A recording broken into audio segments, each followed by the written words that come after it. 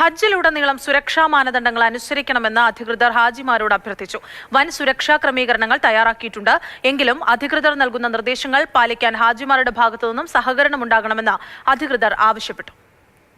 ഹജ്ജ് കർമ്മത്തിന്റെ ഭാഗമായ കല്ലെറിയൽ ചടങ്ങിനായി ജമറാത്തിലേക്കുള്ള തീർത്ഥാടകരുടെ ഒഴുക്ക് നിയന്ത്രിക്കുന്നതിനും പുണ്യസ്ഥലങ്ങളിലെ മെട്രോയിലേക്കുള്ള പ്രവേശനം സുഗമമാക്കുന്നതിനും തയ്യാറെടുപ്പുകൾ പൂർത്തിയായതായി സൗദി ഹജ്ജ് ഉംറ മന്ത്രാലയമാണ് അറിയിച്ചിട്ടുള്ളത്.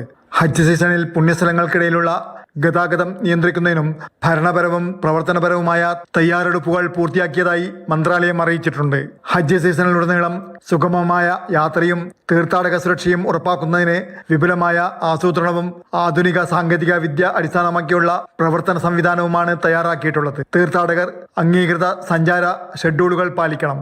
തീർത്ഥാടക ഒഴുക്ക് നിയന്ത്രിക്കുന്നതിനും സംഘടിപ്പിക്കുന്നതിലും സുരക്ഷ ഉറപ്പാക്കുന്നതിലും സുഗമമായ പ്രവർത്തനങ്ങൾ പിന്തുണക്കുന്നതിലും ഇത് സഹായകമാകും. സുരക്ഷിതവും അംഗീകൃതവുമായ ക്രമീകൃതവുമായ ഹജ്ജ് അനുഭവം ഉറപ്പാക്കുവാൻ എല്ലാ ചട്ടങ്ങളും പാലിക്കുവാൻ തീർത്ഥാടകരോട് ആവശ്യപ്പെട്ടു.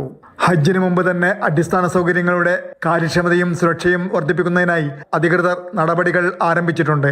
മിന ടെന്റ് ഏരിയയിലെ ഫയർ ആൻഡ് കൂളിംഗ് നെറ്റ്വർക്കുകളുടെ പ്രവൃത്തികളുടെ നവീകരണം പൂർത്തിയാക്കിയിട്ടുണ്ട്.